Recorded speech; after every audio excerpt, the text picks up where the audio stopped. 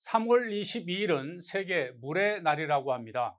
그래서 오늘은 물에 관한 정보를 전해드릴까 하는데요. 우리 천의 수분 함량은 성별과 연령에 따라서 조금씩 차이가 있긴 하지만 대략 60에서 70%의 수분으로 구성되어 있습니다. 우리 몸은 수분이 2%만 부족하면 갈증을 느끼게 된다고 합니다. 물을 제대로 섭취하지 못하면 생명을 위협받을 수도 있습니다. 그만큼 물은 우리 몸에 매우 중요한 필수 요소인데요. 하지만 뜻밖에도 물의 중요성과 물 섭취 방법에 대해서 잘못 알고 계신 분이 많습니다. 흔히 물은 많이 먹을수록 좋다고 하는데요. 맞는 말일까요? 정답은 아니옵니다.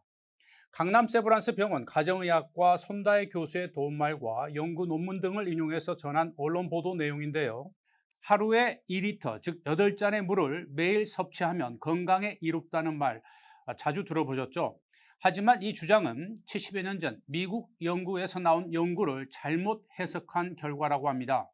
이후에 많은 연구에서 하루에 2리터씩 물을 마신다고 해서 건강에 특별한 도움이 되지 않는 것이 밝혀졌기 때문인데요. 실제로 우리 몸이 하루에 필요로 하는 수분 섭취량은 하루에 2.5리터 정도인데 이를 꼭 물로 섭취할 필요는 없습니다. 한국인의 경우 과일이나 채소 섭취량이 많은 편이어서 식품을 통해서 섭취하는 수분량이 1리터 이상이 된다고 합니다. 따라서 평소 식습관에 따라 하루 섭취해야 하는 물의 양은 조금씩 달라질 수 있습니다. 또한 체중과 연령 그리고 자신의 건강 상태에 따라서 물 섭취 기준을 다르게 적용해야 한다고 합니다.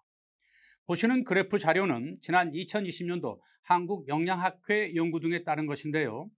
남자의 경우 청소년기부터 74세까지는 하루에 900ml 이상, 그리고 여성의 경우에는 남자보다 조금 적은 600에서 800ml 정도 마시거나 섭취하는 것이 적합한 것으로 분석됐습니다.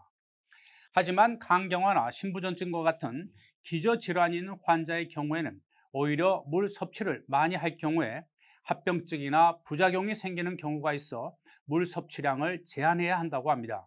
또 한 번에 너무 많은 물을 마시게 되면 콩팥 기능에 무리가 가고 혈중의 나트륨 농도가 급격하게 떨어지면서 현기증이나 두통, 근육 경련 같은 저나트륨 현상이 나타날 수 있다고 합니다.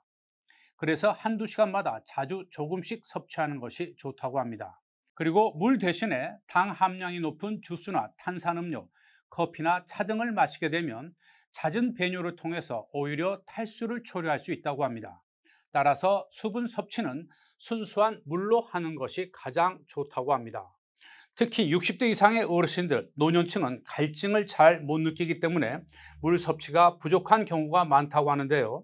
물을 적게 마시면 당장 문제를 일으키지는 않지만 만성 탈수 상태에 빠질 수 있습니다. 흔히 식사 전후에 물을 마시는 것이 별로 좋지 않다는 말도 들어보셨죠?